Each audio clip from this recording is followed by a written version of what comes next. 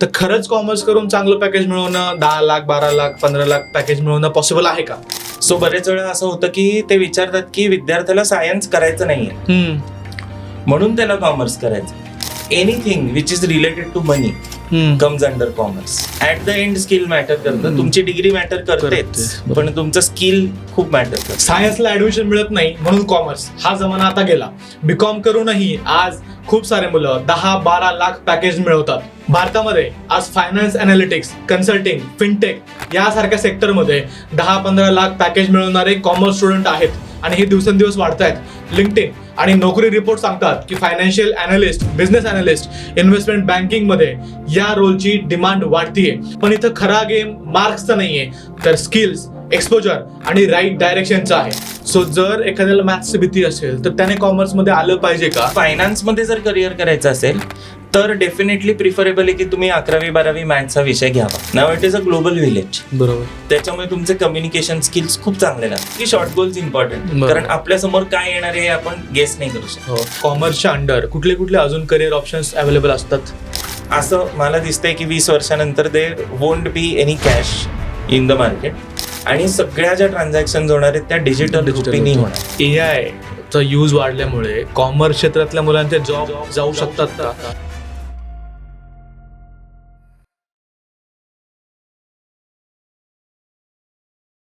Alok sir नमस्कार आणि स्वागत आहे तुमचं बोल मराठी युट्यूब पॉडकास्ट मध्ये. हॅलो. मला सगळ्यात पहिल्यांदा तुम्हाला विचारायचं आहे की आजकाल मुलांचा कल जास्त सायन्सकडे दिसतो, कॉमर्सकडे जाण्याचा कल थोडासा कमीच असतो. बट तरी आपण पाहतो की काही काही मुलं आहेत कॉमर्स करून खूप चांगल्या प्रकारचं पॅकेज ते मिळवतात. तर खरंच कॉमर्स करून चांगलं पॅकेज मिळवणं 10 लाख 12 लाख 15 लाख पॅकेज मिळवणं पॉसिबल आहे का? सगळ्यात पहिल्यांदा मला बरेच पेरेंट्स काउन्सिलिंगच्या वेळेला विचारतात. 10वी नंतर मोस्टली काउन्सिलिंगला येतात की 10वीची परीक्षा दिलेली असते आणि मग नंतर काउन्सिलिंगला येतात. सो बरेच वेळा असं होतं की ते विचारतात की विद्यार्थ्याला सायन्स करायचं नाहीये म्हणून त्याला कॉमर्स करायचंय. बरोबर. आता हे गेले 12 वर्ष मी काउन्सिलिंग करतोय, त्याच्यामुळे 12 वर्षापूर्वी असे खूप पेरेंट्स यायचे की जे विचारायचे की कॉमर्स करायचे कारण सायन्स करायचं नाहीये, पण त्या विद्यार्थ्याला कॉमर्समध्ये काय आहे हे सुरुवातीला माहिती नसतं. त्याला एवढंच माहिती असतं किंवा पेरेंट्सना पण एवढंच माहिती असतं की सायन्स करायचं नाही बाबा.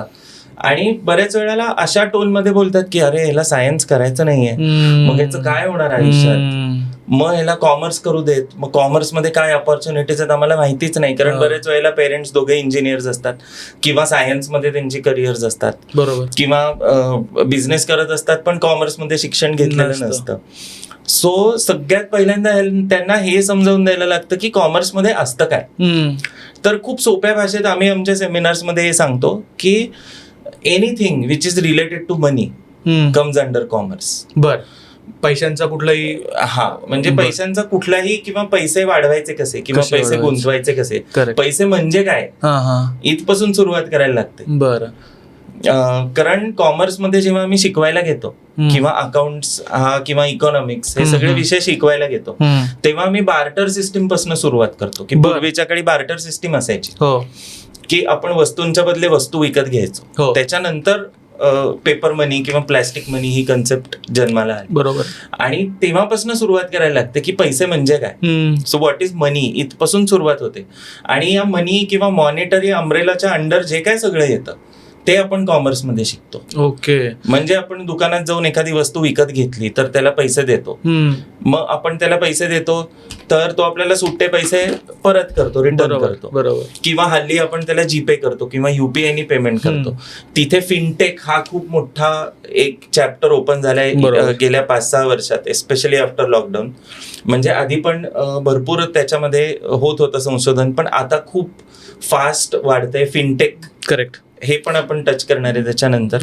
सो पैशाच्या रिलेटेड जे काय सगळी गोष्टी किंवा ट्रान्झॅक्शन आपल्या आजूबाजूला घडतात ते सगळं कॉमर्समध्ये येतं. म्हणजे आता सध्याचा हॉट टॉपिक जो ट्रेड, की पेट्रोलचा ट्रेड थांबलाय किंवा सिलेंडरचं शॉर्टेज झालंय, हे सगळं इकॉनॉमिक्सशी रिलेटेड आहे.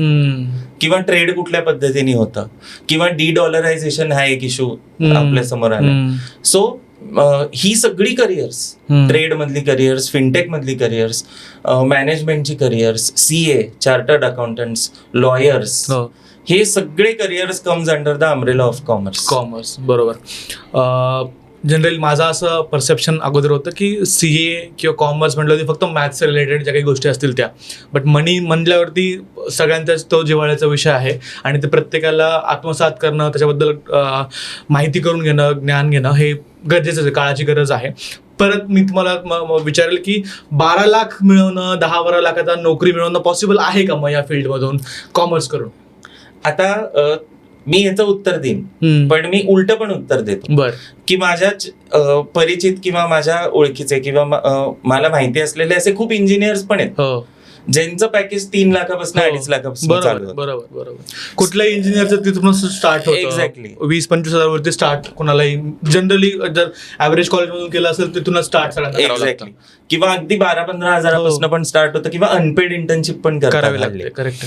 सो कुठल्याही क्षेत्रात तुम्ही गेलात तरी पण असं फिक्स्ड फॉर्म्युला नाही की तुम्ही इंजिनियर झालात तर तुम्हाला 12 लाख पॅकेज मिळणारच, किंवा तुम्ही लॉयर झालात तर तुम्हाला आर्ली 1000 रुपये 1500 रुपये असे मिळतीलच.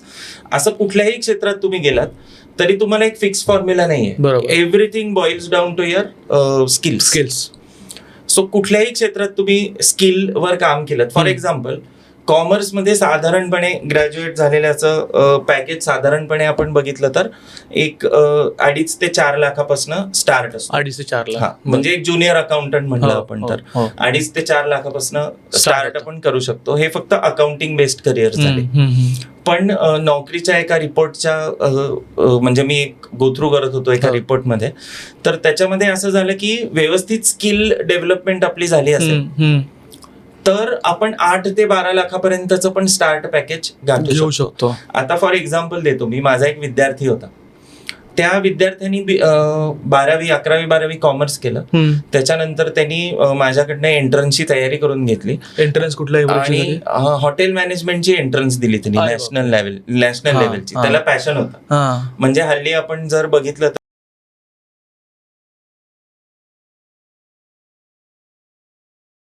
हॉटेल मॅनेजमेंट हे खूप अंडररेटेड क्षेत्र आहे आणि खूप पॅशन असलेली लोक पण त्याच्यामध्ये काम करतात. म्हणजे त्याच्यामध्ये असं नाही की फक्त शेफ म्हणूनच तुम्हाला जात आहेत. तर हॉटेल मॅनेजमेंटमध्ये हॉटेल डोमेन रिलेटेड फायनान्स, त्याचं सेल्स अँड मार्केटिंग, त्याचं ह्युमन रिसोर्स, ही खूप मोठी क्षेत्र आहेत. बरोबर. सो परवाच तुम्हाला भेटायला आला होता, त्याचं ग्रॅज्युएशन झालं.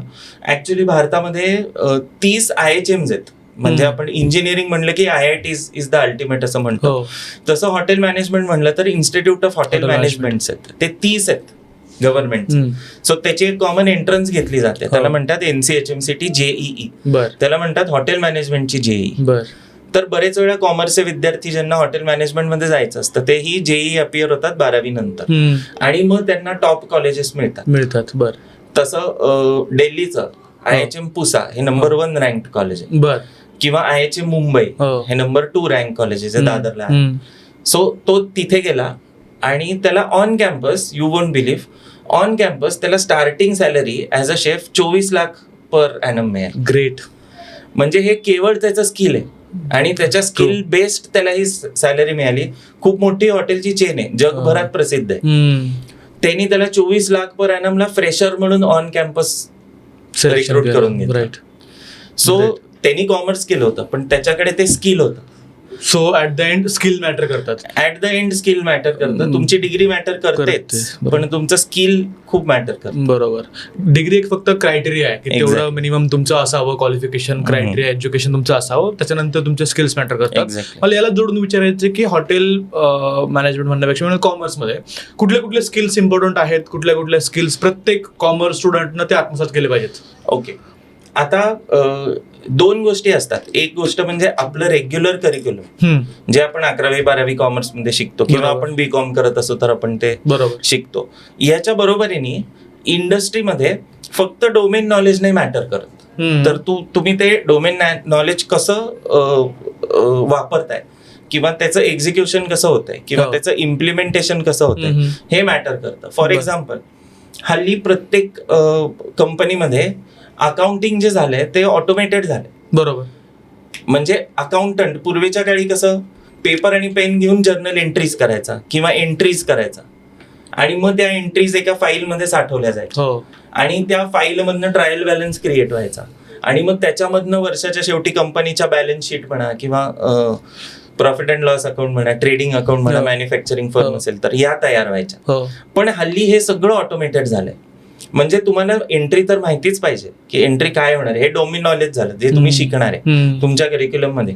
पण आता ते तुम्हाला जाऊन एका सॉफ्टवेअर मध्ये करायची ती एंट्री. एक्झॅक्टली. म्हणजे फॉर एक्झाम्पल टॅली असेल, SAP असेल, कुठलंही सॉफ्टवेअर असेल. सो तुम्हाला तुमच्या नॉलेजच्या बरोबरीने ते सॉफ्टवेअर पण वापरता आलं. करेक्ट. आता ते बरेच वेळेला तुम्हाला करिक्युलम मध्ये शिकवत नाही शिकवत. आता तुम्हाला त्याचे कोर्सेस बाहेर न करायला लागतात किंवा सर्टिफिकेशन बाहेर न करायला लागतात आणि ते आल्याशिवाय तुम्ही काम नाही करू शकत. करेक्ट. म्हणजे तुमच्या इंटरव्ह्यू मध्ये तुम्हाला विचारणार आहे की ठीक आहे, अकाउंटिंग नॉलेज तुम्हाला माहिती आहे, तुम्हाला येतं, तुम्हाला माहिती आहे बॅलन्स शीट कशी रीड करायची, प्रॉफिट अँड लॉस कसा होतो. पण जेव्हा तुम्ही काम करणार आहे, तुम्ही एका सॉफ्टवेअर मध्ये काम करणार. बरोबर. किंवा तुम्ही जेव्हा रिपोर्ट्स पुल करणार आहे तेव्हा एका सॉफ्टवेअर थ्रू करणार आहे. करेक्ट. म्हणजे बरेच वेळेला ऑडिट टीम जाते एका कंपनीमध्ये ऑडिट करायला आणि त्यांना ते सॉफ्टवेअर माहिती असल्याशिवाय त्यांना ते रिपोर्ट्स पुल करता येत नाही. बरोबर. ज्यांना जे रेलेव्हंट रिपोर्ट्स त्यांना पाहिजेत ते. त्याच्यामुळे आता मी सुद्धा जेव्हा IBM मध्ये पूर्वी काम करायचो तेव्हा आम्ही आमच्या टीम मध्ये CA रिक्रूट करायचो. पण त्याच्या बरोबरीने त्या CA ला SAP वापरता यायला पाहिजे ही कंडिशन होती. स्किल द्यायला पाहिजे. मग बरेच वेळेला असं व्हायचं की एखाद्या कॅन्डिडेटचा नुसता BCom झालाय पण तो SAP मध्ये एकदम रेलेव्हंट आहे किंवा एकदम त्याचं चांगलं नॉलेज आहे, रेलेव्हंट नॉलेज आहे, त्या डोमेनचं नॉलेज आहे, त्याला सॉफ्टवेअर खूप चांगलं वापरता येते. तर त्याला आपण त्याचं डोमेन स्किल थोडंसं शिकवू शकतो कामावर आल्या. पण त्याला सॉफ्टवेअर वापरणं या बेसिसवर त्याला प्रिफर केलं जाईल CAच्या वरती. बरोबर. म्हणजे इथे बाकीच्या स्किल्स पण तुम्हाला मॅटर होतात अलॉंग विथ युअर करिक्युलम किंवा ज्या गोष्टी आपण शिकतोय कॉलेजमध्ये त्याच्या बरोबरीने या स्किल्स डेव्हलप करणं खूप गरजेचं आहे. सो तुम्ही सांगितलं की सॉफ्टवेअर इम्पॉर्टंट आहेत. टॅली सारखं सॉफ्टवेअर म्हणा किंवा SAP आहे ते सॉफ्टवेअर इम्पॉर्टंट आहे. त्या व्यतिरिक्त अजून काही सॉफ्टवेअर्स आहेत की जे कॉमर्सवाल्यांनी शिकले पाहिजे? बेसिकली ही जी सगळी सॉफ्टवेअर्स आहेत ही सगळी एका ब्रॉडर अम्ब्रेलाच्या खाली येतात विच आर कॉल्ड ERPs. अच्छा. ERPs म्हणजे एंटरप्राइज रिसोर्स आणि प्लॅनिंग. म्हणजे हल्ली कसं केलेलं असतं की प्रत्येक बिझनेसमध्ये अख्खी जी प्रोसेस असते ती मॅप एका सॉफ्टवेअर मध्ये केलेली असते. मग भले ती टॅली ERP असेल किंवा SAP असेल. आता आधी गव्हर्नमेंटनी असं सांगितलं होतं की Fortune 500 कंपनीज ज्या आहेत इंटरनॅशनली त्या सगळ्यांना SAP इम्प्लिमेंटेड असणं कंपल्सरी आहे कुठल्या ना कुठल्या तरी फॉर्म मध्ये. बरं. म्हणजे SAP तुम्हाला कंपल्सरीली कुठल्या ना कुठल्या तरी फॉर्म मध्ये कंपनीमध्ये वापरायला लागणारच. सो अशी SAP किंवा टॅली किंवा ओरॅकल किंवा JD एडवर्ड्स यांचे अशी बरेच ERPs आहेत किंवा IT कंपनीज कस्टमाइज्ड ERPs पण देतात. ओके. पण काम सॉफ्टवेअर मध्ये होतं. सो SAP सगळ्यात ब्रॉडर रीचचं सॉफ्टवेअर. बरं.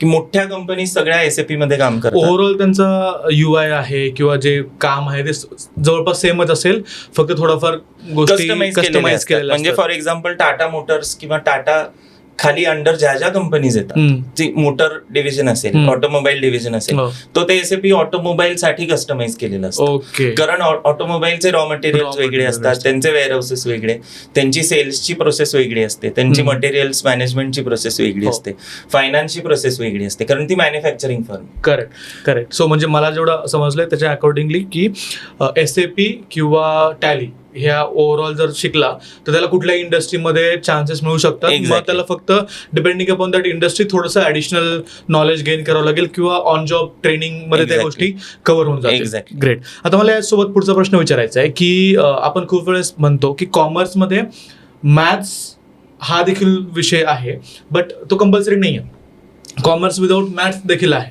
सो जर एखाद्याला मॅथ्सची भीती असेल तर त्याने कॉमर्समध्ये आलं पाहिजे का? आणि विदाउट मॅथ्स कॉमर्सचं फ्युचर कसं असू शकतं, करिअर ऑप्शन कसे असू शकतात? आता दोन गोष्टी आहेत. आता हा जो एक इलेक्टिव्ह आहे मॅथ्स असण्याचा किंवा नसण्याचा, आता ज्या लोकांना हे पण माहिती असतं, सायन्समध्ये पहिल्यांदा मी उत्तर देतो की ज्या लोकांना हे माहिती असतं की आपल्याला बायोलॉजी करायचं किंवा आपल्याला नीट करायचं किंवा डॉक्टर व्हायचं, ते पण मॅथ्स सोडू शकतात. म्हणजे ते फिजिक्स, केमिस्ट्री, बायोलॉजी करू शकतात कारण त्यांना आधीपासून माहिती आहे काय करायचं. सिमिलरली कॉमर्समध्ये पण तुम्हाला इलेक्टिव्ह मिळतो की तुम्ही मॅथ्स घेऊ शकता किंवा मॅथ्स सोडू शकता. ओके. आता हा प्रश्न खूप पॉप्युलर आहे. खूप पेरेंट्स मला विचारतात की मॅथ्स आवडत नाही पण कॉमर्स करायचंय. आता बेसिक मॅथमॅटिक्स आपल्याला कॉमर्समध्ये लागतं, एकदम बेसिक. म्हणजे मी म्हणेन मल्टिप्लिकेशन, डिव्हिजन, ऍडिशन आणि सबट्रॅक्शन, बस तेवढंच. हे जर तुम्ही मॅथ्स सोडलं तर अकाउंटन्सी हा जो विषय आहे त्याच्यामध्ये आपल्याला एक बेसिक 4 ऑप्शन्स लागतात किंवा कुठेतरी टक्केवारी काढायला लागते किंवा कुठेतरी आपल्याला रेशो काढायला लागतो. सो बेसिक अरिथमॅटिक आपल्याला लागतं. म्हणजे असं नाही होणार की अगदीच तुमचा मॅथ्सशी संबंध येणार नाही, असं नाही होणार. कारण शेवटी मी म्हणलं तसं everything related to money is commerce.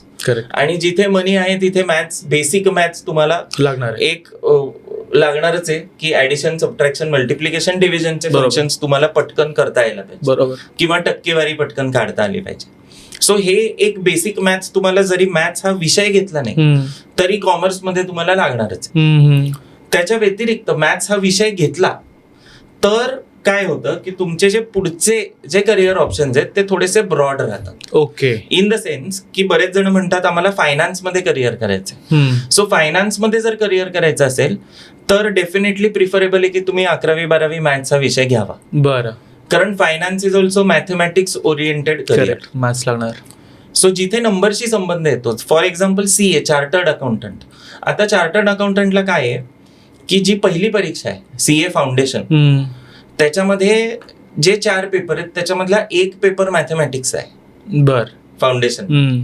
So जे फाउंडेशनला अटेम्प्ट करतायत किंवा जे फाउंडेशन देणार आहेत किंवा ज्यांची CA व्हायची इच्छा आहे त्यांनी डेफिनेटली मॅथमॅटिक्स हा विषय घेऊनच पुढे जायला पाहिजे. आता ICAI जी CA ची बॉडी आहे ती म्हणते की तुम्हाला मार्कशीटवर मॅथ्स नाहीये, जरी नसलं तरी चालतं. बर. म्हणजे तुम्ही 11वी-12वी मॅथ्स घेतलं नाही तरी चालेल, तरी तुम्ही CA फाउंडेशनला अपियर होऊ शकता, तुम्ही मॅथमॅटिक्सचा पेपर देऊ शकता. पण जे नॉलेज लागतं ते 11वी-12वीचं मॅथ्सचं नॉलेज त्या पेपरमध्ये. सो बरेच वेळा असं होतं की कॉलेज टॉप हवंय पण त्या कॉलेजमध्ये मॅथ्स मिळत नाही कारण मॅथ्सला सीट कमी असतील. कॉमर्सला 11वीत जेव्हा तुम्ही जाता कॅप राऊंड थ्रू तेव्हा सीट्स कमी असतात. पण बरेच विद्यार्थ्यांना मॅथ्स मिळत नाही पण कॉलेज ते हवं असतं, नंबर 1 कॉलेज, आणि CA करायचं असतं. तर त्यांनी फक्त 11वी-12वीच्या मॅथ्सचा अभ्यास केला तरी चालणार आहे. ओके. म्हणजे त्यांनी त्या कॉलेजमध्ये विदाउट मॅथ्स ऍडमिशन घेऊ शकतात कॉमर्सला, आणि मग नंतर CA एनिवेज आपल्याला बाहेरून एक्झाम द्यावी लागते. सो ते कॉलेजचं त्यांना डिग्री मिळते आणि नंतर बाहेरून अभ्यास करून CA फाउंडेशन कोर्सला ते एक्झामला अपियर होऊ शकतात. Okay, great. हे खूप कमी पॅरेंट्सना मला वाटतं माहिती असेल. ओके. त्याच्यामुळे बऱ्याच वेळेला असं होतं की अशी दुविधा मनस्थिती असते पेरेंट्सची की कॉलेज मिळतंय पण मॅथ्स मिळत नाहीये, मग काय करायचं. मग त्या केसमध्ये जर तुम्हाला तेच कॉलेज हवं असेल तर ते कॉलेज घ्यायचं आणि मॅथमॅटिक्सचा 11वी-12वीचा अभ्यास बाहेरून करायचा. बरोबर. सो कोर्सेस, क्लासेस वगैरे लावून क्लासेस लावून तुम्हाला मॅथ्सचा अभ्यास बाहेर न करता येतो आणि मग CA फाउंडेशनला अपियर होतं. कॉलेजमध्ये, शाळेमध्ये त्याची एक्झाम होणार नाही. म्हणजे 12वीच्या बोर्डाला पण मॅथ्सचा पेपर देणार नाही. त्याच्या ऐवजी जो इलेक्टिव्ह असेल, आता बऱ्याच वेळेला इलेक्टिव्ह सेक्रेटरियल प्रॅक्टिस असतो जो थेरी सब्जेक्ट, तो लॉशी जवळचा सब्जेक्ट आहे, स्टॅट्युटरी आहे त्याच्यामध्ये बरंच. सो ते बोर्डाच्या परीक्षेला देऊ शकतात. मॅथ्स जरी निवडलं नसेल तरी पण CA फाउंडेशनला अपियर होऊ शकतात मॅथ्सचा अभ्यास करून. बरोबर. म्हणजे मॅथ्स नाही तरी नसेल तरी CA ची एक्झाम तो देऊ शकतो. मला थोडंसं अजून ब्रॉडर समजून घ्यायचं होतं, इन डिटेल समजून घ्यायचं होतं की विथ मॅथ्स करिअर ऑप्शन्स काय काय असतील आणि विदाउट मॅथ्स करिअर ऑप्शन्स काय काय असतील. ओके. जिथे आकडेमोड येते, फॉर एक्झाम्पल CA फाउंडेशन म्हणा, फायनान्स म्हणा, हे सगळे विथ मॅथ्स केलेले चांगले, किंवा इव्हन कोडिंग मध्ये पण बऱ्याच वेळेला मॅथ्स लागतं. सो विथ मॅथ्स हे ऑप्शन्स तुम्हाला ओपन राहतात. विदाउट मॅथ्स तुम्हाला जर करायचं असेल तर CS कंपनी सेक्रेटरी, जो लॉ बेस्ड कोर्स आहे, म्हणजे CA चा पॅरलल जाणारा कोर्स आहे कंपनी सेक्रेटरी. CA काय करतो, CA कंपनीची फायनान्शियल पोझिशन बघतो. ओके. CA ऑडिटिंग करतो. किंवा चार्टर्ड अकाउंटंट काय करतो, चार्टर्ड अकाउंटंट टॅक्सेशन कॅल्क्युलेट करतो, इन्कम टॅक्स कॅल्क्युलेट करतो. आपल्याला आपला इन्कम टॅक्स काढायचा असेल तर आपण चार्टर्ड अकाउंटंट कडे जातो. सो चार्टर्ड अकाउंटंट काय करतो, financial position, finance related, taxation related सगळं त्याचं काम असतं. पण कंपनी एका कायद्याच्या अनुषंगाने काम करते का नाही, हो. या गोष्टी बघतो कंपनी सेक्रेटरी. सो कंपनी सेक्रेटरीचं काम हे लॉ बेस्ड काम असतं. ओके. त्याच्यामध्ये मॅथमॅटिक्स कुठेच येत नाही. पण त्याचं बॅकग्राऊंड कॉमर्सचं असतं. कॉमर्सचं बॅकग्राऊंड असतं. ओके. म्हणजे मुलं चूज करू शकतात की CA, CS किंवा CMA. CMA म्हणजे कॉस्ट अँड मॅनेजमेंट अकाउंटंट. म्हणजे त्याच्यामध्ये कॉस्टिंग हा एक पार्ट येतो. त्याच्यामध्ये पण मॅथ्स इन्व्हॉल्ड असतं बऱ्यापैकी. पण फक्त CS हे एक असं आहे की जिथे मॅथ्स आपण जरी घेतलं नाही तरी, कारण ते लॉ बेस्ड करिक्युलम आहे. बरेच वेळेला CS प्लस LLB अशी डिग्री मुलं घेतात. बरोबर. म्हणजे त्याच्यावरनं एक करिअर निघतं बाहेर, ते म्हणजे लॉ हे करिअर जर आपण चूज केलं तर या करिअरमध्ये मॅथ्स आपलं नसलं तरी पण आपण व्यवस्थित करू शकतो. किंवा MBA किंवा BBA मध्ये आपण जर स्पेशलायझेशन केलं ह्युमन रिसोर्सेस मध्ये, तर दॅट इज ऑल्सो करिअर ज्याच्यामध्ये मॅथ्स नसलं तरी पण आपण व्यवस्थित we can go ahead in our career आणि we can excel in our career. So तिथे मॅथ्सचं आपल्याला फार काही संबंध येत नाही. बरोबर. म्हणजे दोन्हीकडेही विथ मॅथ्स आणि विदाउट मॅथ्स आपण जाऊ शकतो. करिअर ऑप्शन किंवा कोर मॅनेजमेंटचं करिअर असतं. Core management, right. म्हणजे BBA किंवा MBA मॅनेजमेंट करतात ज्याच्यामध्ये मॅथ्स नाही लागत. किंवा कॉमर्स कडून मास मीडियामध्ये जातात. मास मीडियाच्या परीक्षा देतात, मास कम्युनिकेशनच्या परीक्षा देतात, जर्नलिझमच्या परीक्षा देतात. या सगळ्या हॉटेल मॅनेजमेंट मगाशी आपण डिस्कस केलं ते, या सगळ्या करिअर्स मध्ये आपल्याला मॅथमॅटिक्सशी संबंध येत नाही. इव्हन कॉम्पिटेटिव्ह एक्झाम्सलाही तो एलिजिबल होऊ शकतो. कॉम्पिटेटिव्ह एक्झाम्सला एलिजिबल होऊ शकतो, पण कॉम्पिटेटिव्ह एक्झाम्सला बेसिकली एक बेसिक अरिथमॅटिकचा पेपर असतो, त्याच्यामध्ये तुम्हाला मॅथ्स लागतं. बरोबर. मला तेच पुढचा प्रश्न विचारायचा होता की गव्हर्नमेंट सेक्टरमध्ये, गव्हर्नमेंट जॉब्समध्ये काय काय ऑप्शन्स कॉमर्स नंतर अवेलेबल असतात? एक तर सगळ्यात महत्वाची गोष्ट म्हणजे कॉमर्स घेऊन आपण गव्हर्नमेंट सेक्टर्समध्ये किंवा गव्हर्नमेंट जॉब्स किंवा एंट्रन्स एक्झाम्स आपण अपिअर होऊ शकतो. आता याच्यामध्ये फायदा काय आहे सायन्स आणि कॉमर्स घेण्याचा? एक फायदा हा आहे की सायन्स करून आपल्याला आपल्या करिक्युलम थोडंसं टीडीएस असतं. म्हणजे मुलांनी बरेच क्लासेस लावलेले असतात, कॉलेज असतं आणि दिवसभर ते बिझी असतात. पण कॉमर्समध्ये आपल्याला जर डिसाईड केलं तर थोडासा फ्री टाइम आपण काढू शकतो. म्हणजे आपल्याला जर माहिती आहे की मला जर कॉम्पिटेटिव्ह एक्झाम्सच द्यायच्या तर त्या एक्झामसाठी प्रिपरेशन आपण 11वी पासून चालू करू शकतो. कारण कुठल्याही एंट्रन्स एक्झाम्स असतील किंवा कुठल्याही एक्झाम्स असतील, त्या एक्झाम्समध्ये 4 विषय बेसिक सगळ्या एंट्रन्सेस एक्झाम मध्ये तेच विचारतात. एक असतो बेसिक अरिथमॅटिक, त्याला म्हणतात क्वांटिटेटिव्ह ऍप्टिट्यूड हा विषय, राईट, ज्याच्यामध्ये 1ली ते 10वी पर्यंतचं अरिथमॅटिक असतं. अगदी कॅट मध्ये पण 1ली ते 10वी पर्यंतचं अरिथमॅटिक असतं. म्हणजे कुठले विषय झाले तर ratio and proportion, percentage, time distance speed, time and work, basic number system, त्याच्यानंतर इंडायसेस, या सगळ्या गोष्टींवर प्रश्न असतात. सो हे बेसिक स्किल्स आहेत, अरिथमॅटिक स्किल्स, जे कुठल्याही तुम्ही करिअर मध्ये गेलात तरी तुम्हाला यायला लागणारच. म्हणजे बेसिक टक्केवारी तुम्हाला काढता आली पाहिजे, बेसिक रेशो तुम्हाला कळला पाहिजे. सो या सगळ्या स्किल्स तपासतात या एंट्रन्स एक्झाम्स. त्याच्यानंतर दुसरी स्किल या एंट्रन्स एक्झाम्स तपासतात त्या म्हणजे मेंटल ॲबिलिटी. दॅट इज त्याला म्हणतात लॉजिकल किंवा अनालिटिकल रिझनिंग. राईट. म्हणजे हे याच्यामध्ये puzzle, sitting arrangements, series of number, series of alphabets, त्याच्यानंतर वेन डायग्राम्स किंवा डायग्राम दिलेले असतात, किंवा डेटा इंटरप्रिटेशन हा एक विषय असतो ज्याच्यामध्ये ग्राफ आणि टेबल्स दिलेली असतात आणि तुम्हाला त्याच्यावरती प्रश्न असतात. सो बेसिकली हा विषय तुमचे प्रॉब्लेम सॉल्व्हिंग स्किल्स तपासतो. राईट. प्रॉब्लेम सॉल्व्हिंग स्किल्स का इम्पॉर्टंट असतात? कारण पुढे जाऊन तुम्ही मॅनेजर झालात किंवा स्वतःचा बिझनेस असेल किंवा खूप मोठ्या कंपनीत काम करत असाल तर you are going to be a decision maker in the end. True.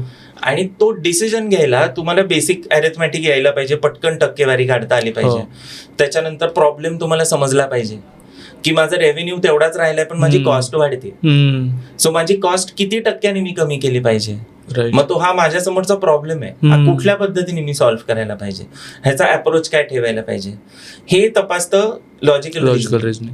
अजून एक महत्वाची गोष्ट जी तुम्हाला लागते कॉर्पोरेट क्षेत्रात किंवा तुम्ही बिझनेस क्षेत्रात हल्ली, कारण तुमचे क्लायंट्स ग्लोबल असतात, नाव it is a global village. बरोबर. त्याच्यामुळे तुमचे कम्युनिकेशन स्किल्स खूप चांगले लागतात. राईट. आणि ग्लोबल लँग्वेज सध्याची इंग्लिश आहे. म्हणजे जरी तुम्ही कोरियन क्लायंट बरोबर बोलत असाल किंवा जर्मन क्लायंट बरोबर बोलत असाल, फ्रेंच क्लायंट बरोबर बोलत असाल, तरी 70-80% वेळेला तुमचं कम्युनिकेशन इंग्लिश मध्ये होतं.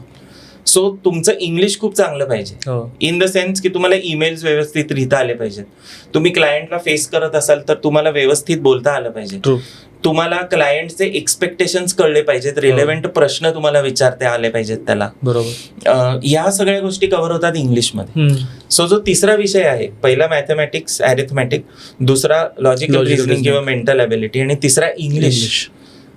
हा पण इम्पॉर्टंट आहे कारण तुमच्या कम्युनिकेशन स्किल्सवर खूप गोष्टी अवलंबून आहेत. राईट.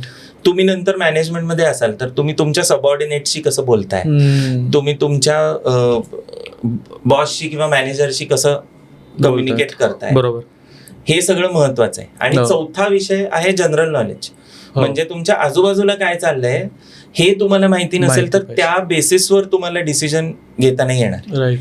म्हणजे सगळ्या गोष्टी इम्पॉर्टंट आहेत, इंग्लिश, अरिथमॅटिक्स, मेंटल ॲबिलिटी आणि जनरल नॉलेज, आजूबाजूची माहिती काय चाललंय ते, हे सगळं मिळून तुम्ही डिसिजन घेणार आहे. म्हणून या 4 गोष्टी कुठल्याही एंट्रन्स एक्झाम मध्ये तपासल्या जातात. राईट, बरोबर आहे. सो गव्हर्नमेंट सेक्टरमध्ये मग कुठल्या कुठल्या एक्झाम्स आपण देऊ शकतो? गव्हर्नमेंट सेक्टरमध्ये आपण जर कॉमर्स घेतलं तर किंवा कुठलंही ग्रॅज्युएशन आपलं असलं तरी आपण आतापासून तयारी करू शकतो. 11वी पासून बँकिंग एक्झाम, इन्शुरन्सच्या एक्झाम्स असतात, स्टाफ सिलेक्शन कमिशनच्या एक्झाम्स. इन्शुरन्सच्या एक्झाम गव्हर्नमेंट सेक्टरमध्ये, बरं, म्हणजे LIC म्हणा, LIC, अशा भरपूर इन्शुरन्स कंपनीज आहेत गव्हर्नमेंटच्या ज्या याच्यामधनं सिलेक्शन होतं. फक्त एक गोष्ट आपण लक्षात घेतली पाहिजे की ह्या ज्या सगळ्या एक्झाम्स आहेत, म्हणजे बँकिंग झाल्या, इन्शुरन्स झाल्या किंवा UPSC आपण म्हणू, MPSCच्या परीक्षा महाराष्ट्रात असाल तर, अशा प्रत्येक स्टेटची त्यांची एक्झाम आहे जी NTA कंडक्ट करते. UPSCच्या परीक्षा झाल्या. UPSC मध्ये सुद्धा अजून मिनिस्ट्री ऑफ इकॉनॉमिक अफेअर्सच्या अंडर फक्त MA इकॉनॉमिक्स आणि MSc इकॉनॉमिक्स झालेली विद्यार्थी एक इकॉनॉमिक्स बेस्ड परीक्षा देऊ शकतात फक्त. ते फक्त तेवढेच. ते work under ministry of economic अफेअर्सच्या अंडर ज्या संस्था येतात, म्हणजे नाबार्ड म्हणा, सिडबी म्हणा, रिझर्व्ह बँक ऑफ इंडिया म्हणा, तिथे सिलेक्शन होतं त्यांचं. किंवा स्टॅटिस्टिक्सच्या परीक्षा असतात, जी गव्हर्नमेंटची जी स्टॅटिस्टिक्सची ऑर्गनायझेशन आहे त्याच्यावरनं सिलेक्शन होतं. त्याच्यासाठी MA स्टॅटिस्टिक्स, MSc स्टॅटिस्टिक्स वालेच फक्त अपिअर होऊ शकतात या एक्झाम्सना. असे सगळे गव्हर्नमेंट एक्झामिनेशन्स तुम्ही देऊ शकता. Okay, great. म्हणजे खूप मोठी अपॉर्च्युनिटी तिकडे देखील आहे. येस, खूप मोठी अपॉर्च्युनिटी. ओके, आता मला प्रायव्हेट सेक्टर बद्दल थोडंसं बोलायचं आहे की प्रायव्हेट सेक्टरमध्ये काम करण्याचे 2 ऑप्शन्स आहेत. एक तर एखाद्या कंपनीमध्ये जॉब करू शकतो किंवा स्वतःची फर्म ॲज अ CA म्हणून काम करू शकतो. तर कुठलं करिअर ऑप्शन्स बेटर आहे कॉमर्स स्टुडंटसाठी? तसं पाहायला गेलं तर दोन्ही सेक्टर्समध्ये प्रोज आणि कॉन्स आहेत. म्हणजे गव्हर्नमेंट सेक्टरमध्ये एक सगळ्यात मोठं डिसएडव्हान्टेज आहे की सिलेक्शनचं पर्सेंटेज खूप कमी असतं. म्हणजे UPSC म्हणलं तर हार्डली 1% सिलेक्शन होतं. 1 पण नाही, त्याच्यापेक्षा खूप कमी म्हणू शकतो. किंवा या सगळ्या बँकच्या एक्झाम्स म्हणा किंवा इन्शुरन्सच्या एक्झाम्स म्हणा, या सगळ्या एक्झाम्स मध्ये पण 2 किंवा 3% पर्यंतच फक्त सिलेक्शन होतं. सो एक गव्हर्नमेंट सेक्टरमध्ये ही एक गोष्ट आहे की सिलेक्शन पर्सेंटेज खूप कमी आहे. पण गव्हर्नमेंट सेक्टरमध्ये हे एक ऍडव्हान्टेज आहे की गव्हर्नमेंट सेक्टरमध्ये तुमचा बऱ्यापैकी जॉब स्टेबल असतो. सो हा एक ऍडव्हान्टेज आहे. म्हणजे सिलेक्शन कमी आहे पण सिलेक्शन झाल्यावर स्टॅबिलिटी खूप आहे. बरोबर. त्यामुळे मोस्टली पॅरेंट्स इकडे, त्याच्यामुळे तो एक अटेम्प्ट आपण कन्सिडर करू शकतो. प्रायव्हेट सेक्टरमध्ये काय होतं, प्रायव्हेट सेक्टरमध्ये रिक्रुटमेंट तुमचं स्किल बेस्ड असतं.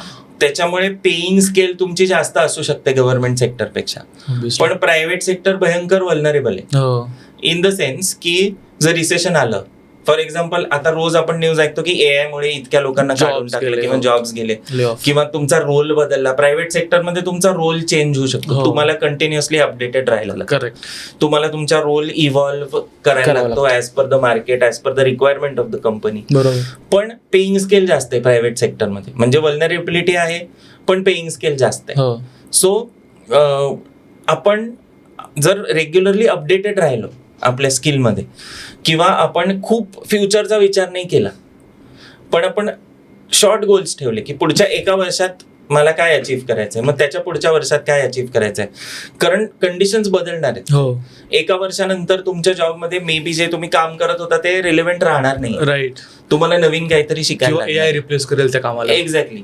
किंवा तुम्हाला असं कधी कधी वाटतं, बऱ्याच जणांना वाटतं कॉर्पोरेट किंवा प्रायव्हेट क्षेत्रामध्ये की मी जे आधी काम करायचो ते काम करायला मला आता मजा येत नाहीये. तेच काम रिपीटेटिव्ह होतं. तेच रिपीटेटिव्ह होतं किंवा चॅलेंजिंग नाही राहिलं enough. म्हणून मग मी काय करतो, मी कंपनी स्विच करतो, मी दुसऱ्या कंपनीमध्ये जातो.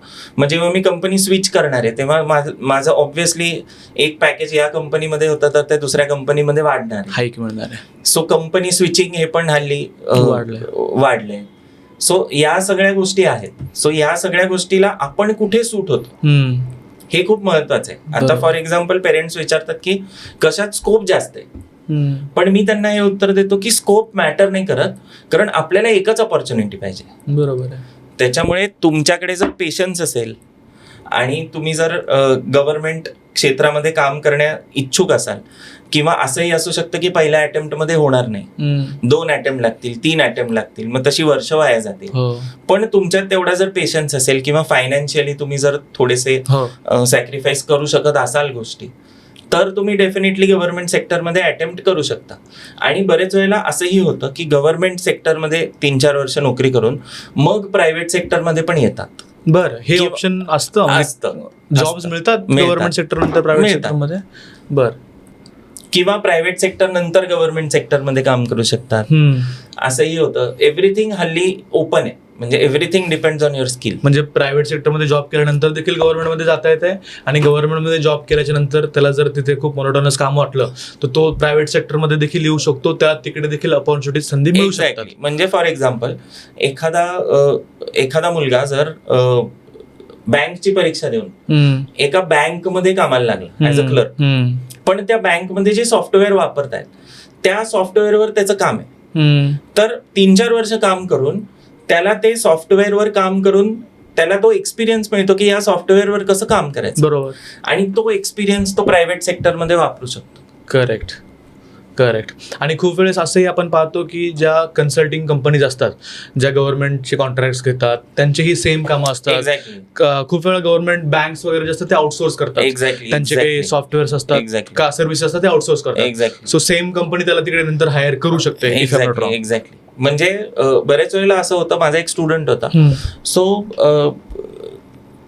एका थर्ड पार्टी रिक्रुटर कडनं त्याला रिक्रूट केलं एका मोठ्या बँक, मल्टीनॅशनल बँक होती. तर 3 वर्ष काम करून त्या बँकेने त्याला स्वतःच्या पेरोलवर घेतला. अरे बापरे. म्हणजे अशा खूप केसेस आहेत. आणि असं होतं की थर्ड पार्टी वेंडर कडून किंवा थर्ड पार्टी रिक्रुटर कडून आपण एका मोठ्या क्लायंटकडे काम करत असू आणि क्लायंटला आपलं काम आवडलं किंवा डिपेंडन्सी वाढली, तर क्लायंट स्वतःच्या कंपनीमध्ये पण त्याला ॲब्सॉर्ब करून घेतो. आणि त्यावेळेस हाईक मिळण्याचे चान्सेस खूप जास्त असतात. स्टेबल होतं, डिपेंडन्सी असते, त्याच्यामुळे इतकं एफेक्ट होत नाही ले ऑफ जरी झाला तरी. बरोबर. सो अशा भरपूर गोष्टी आपण जसं पुढे पुढे जातो तसं, म्हणून मी म्हटलं की शॉर्ट गोल्स इम्पॉर्टंट, कारण आपल्या समोर काय येणार आहे हे आपण गेस नाही करू शकतो. असा एखादा स्टुडंट तुमचा एखादा एक्झाम्पल तुम्हाला देऊ शकाल की ज्याचं खूप चांगलं हाईक त्याला मिळालं किंवा स्विच त्याने खूप चांगल्या प्रकारे केलं? डेफिनेटली. म्हणजे उलट आहे की इन द सेन्स मला एक असा विद्यार्थी माहितीये की तो एक्स्ट्रीमली ऍव्हरेज होता. बरं. आणि तो खेड्यातनं आला होता. बरं. म्हणजे इतकं की त्याला इंग्लिश बोलायचा पण प्रॉब्लेम होता. सो असे पण खूप विद्यार्थी येतात जे व्हर्नॅक्युलर मीडियम मधनं असतात, पण त्यांचा इंटेंट खूप चांगला असतो, म्हणजे त्यांना शिकायचं असतं. त्याच्यामुळे ते इंग्लिशवर काम करतात, ते या सगळ्या स्पर्धा परीक्षा देतात. सो खूप कमी पगारावर, म्हणजे अगदी 12,000 रुपये पगारावर तो एका छोट्या बँकिंग कंपनीत सेल्स डिपार्टमेंटमध्ये लागला. बर. पण ते काम त्यांनी वर्षभर केलं, आणि ते वर्षभर करता करता त्यांनी बाहेरनं सॉफ्टवेअर टेस्टिंगची म्हणा किंवा याची सर्टिफिकेशन्स केली. आणि मग नेक्स्ट कंपनीमध्ये तो जेव्हा गेला तेव्हा तो इंजिनियर होता तो. बर. पण ही सगळी सर्टिफिकेशन्समुळे आणि त्याला आधीच्या कंपनीच्या एक्सपिरियन्समुळे त्याला एका मोठ्या कंपनीत काम करायची संधी मिळाली, आणि आता जॉब स्विच करून तो एका खूप मोठ्या MNCचा VP आहे. Oh great. म्हणजे he came from village vernacular medium to VP. हे सगळं करिअर त्यांनी 15 वर्षात अचीव्ह केलंय. आणि अशी खूप केसेस आहेत. जिद्द असेल, मेहनत करण्याची तयारी असेल, आणि सगळ्यात इम्पॉर्टंट कॉर्पोरेट सेक्टरमध्ये मी देखील 8 वर्ष काम केलेलं आहे कॉर्पोरेटमध्ये. तुम्हाला अपग्रेड व्हावं लागतं टाइमनुसार. एक्झॅक्टली. तुम्ही जर त्याच माइंडसेटनं काम करत असाल, अडॅप्ट नाही करणार, फ्लेक्सिबिलिटी नाही दाखवणार, तर मग corporate is not a good option for you. Correct. मला थोडंसं याच्याही पुढे जाऊन विचारायचं तुम्हाला की CA ज्यावेळेस सीए एखादा क्वालिफाय करतो त्याच्यानंतर त्याच्याकडेही मल्टिपल ऑप्शन्स असतात. तर सीए केल्यानंतर कुठले कुठले ऑप्शन्स त्याच्यासमोर असू शकतात, कोणतं करिअर ऑप्शन्स त्यासाठी बेस्ट असू शकतं? आता 2 मेन करिअर ऑप्शन्स असतात सीए केल्यावर. एक तर तुम्ही स्वतःची प्रॅक्टिस करू शकता, राईट, किंवा एक तर तुम्ही कॉर्पोरेट क्षेत्रात काम करू शकता. आता ज्या बिग 4 कंपनीज आहेत त्या दरवर्षी सीए ला रिक्रूट करतात. May be first attempt CA असतील किंवा CA in combination with other software, जसं मी सांगितलं तसं असतील. आणि हाय पेइंग सॅलरीज देतात. हाय पेइंग सॅलरीज देतात बिग 4 मध्ये डेफिनेटली. आणि तुम्हाला एक्सपोजर पण खूप मिळतं बिग 4 मध्ये. म्हणजे तुमचे क्लायंट्स खूप चांगले असतात, तुम्हाला लर्निंग खूप मिळतं बिग 4 मध्ये. सो हा एक ऑप्शन आहे. सो जर आपण कॉम्बिनेशन केलं, म्हणजे इन द सेन्स की जर घरी खूप मोठी प्रॅक्टिस आहे सीएची, म्हणजे आई वडील प्रॅक्टिस करतायत किंवा वडिलांचा खूप मोठा बिझनेस आहे किंवा सीए ची मोठी प्रॅक्टिस आहे आणि मोठी फर्म आहे, तर त्याच्यामध्ये आपल्याला ऍब्सॉर्ब होणं थोडंसं सोपं आहे. पण टू स्टार्ट विथ आपण जर सीए ची फर्म जर करायची ठरवली तर आपल्याला 4-5 वर्ष लागतात एक बेस बनवायला क्लायंटचा. बरोबर. आणि मग आपण त्याच्यावरती त्या बिझनेसमध्ये ग्रो होऊ शकतो. तो तिथे पेशन्सचा खेळ. पण वेअर ॲज जर कॉम्बिनेशन केलं की इन द सेन्स की एका मोठ्या कंपनीत काम केलं, थोडेसे पैसे गोळा केले, एक 5 वर्ष नोकरी करून थोडेसे पैसे बाजूला काढून की मी स्वतःची प्रॅक्टिस काढणार आहे किंवा एक कन्सल्टिंग फर्म काढणार आहे, आणि मग त्याच्यामध्ये स्वतःचा बिझनेस उभा केला आणि मग आपण त्याच्यामध्ये एक्सेल केलं किंवा कन्सल्टिंग केलं. आता या दोन्ही मधला पर्याय म्हणजे कन्सल्टिंग. बर. म्हणजे आपण सीए क्लायंट्स घ्यायचे ही तर एक करूच शकतो, पण आपण कन्सल्टिंग फर्म पण काढू शकतो. कन्सल्टिंग मला थोडंसं डिटेलमध्ये सांगा की कन्सल्टिंग फर्मचं काम काय असतं आणि ज्यावेळेस स्वतःची प्रॅक्टिस सुरू करतो म्हणजे नेमकं काय करतो? आता बेसिकली कन्सल्ट म्हणजे ऍडवाइस. बर. सो कन्सल्टिंग फर्म मध्ये काय होतं की बऱ्याच ज्या मोठ्या मोठ्या कंपनीज असतात, बिग 4 म्हणा, तर या बिग 4 कंपनीज काय करतात, जी छोटी छोटी प्रोजेक्ट्स असतात ती एका थर्ड पार्टी फर्म कडे आउटसोर्स करतात. अच्छा, म्हणजे त्या देखील आउटसोर्स करतात. एक्झॅक्टली. त्यांनी ऑलरेडी कोणाचा तरी प्रोजेक्ट घेतलेला आहे आणि तो देखील पुढे आउटसोर्स करतात. एक्झॅक्टली. ओके. किंवा एक मोठा प्रोजेक्ट आहे आणि त्या मोठ्या प्रोजेक्ट मधला कुठला तरी पार्ट पण आउटसोर्स करू शकतो. ओके. सगळंच्या सगळं त्या कंपनीमध्ये इन-हाऊस नाही होत. इन-हाऊस त्यांना पण अवघड जातं किंवा फायनान्शियली त्यांना हे खूप सोपं जातं की आउटसोर्स केलं. म्हणजे कारण ते 3 किंवा 4 लोक हायर नाही करणार त्या स्पेसिफिक कामासाठी. ते काय करतील की एक फिक्स अमाऊंट ठरवून घेतील एका आउटसोर्सिंग कंपनी बरोबर, एका कन्सल्टिंग फर्म बरोबर, आणि ते काम त्यांना आउटसोर्स करतील. आणि छोट्या कंपनींना ते मॅनेजेबल असतं. म्हणजे 10-12 एम्प्लॉईज मध्ये किंवा 50 एम्प्लॉईज मध्ये ते काम होऊ शकतं जे आउटसोर्स केलेलं असतं ते. त्याच्यासाठी मोठ्या कंपनीज हेडेक नाही घेत. मग बरेच वेळेला मोठ्या कंपनीज मध्ये त्यांचे ह्युमन रिसोर्स ऑपरेशन्स आउटसोर्स केलेले असतात. ओके. त्याच्यामध्येही काही पार्ट आउटसोर्स केलेले असतात. आता त्याच्यामध्ये पण आउटसोर्स ज्याच्याकडे केलेले असतात त्यांनी पण काही काम आउटसोर्स केलेले असतात. असे पण लेयर्स असतात. बरोबर बरोबर. सो या कन्सल्टिंग छोट्या छोट्या ज्या फर्म्स आहेत त्या कन्सल्टिंग फर्म्स बेसिकली त्यांना प्रोजेक्ट्स मिळतात या मोठ्या मोठ्या कंपनीज मध्ये. सो हा एक करिअर ऑप्शन सीए साठी होऊ शकतो. आणि ज्यावेळी स्वतःची प्रॅक्टिस करतो म्हणजे नेमकं काय? स्वतःची प्रॅक्टिस करतो म्हणजे इंडिव्हिज्युअल क्लायंट्स घेतो. ओके.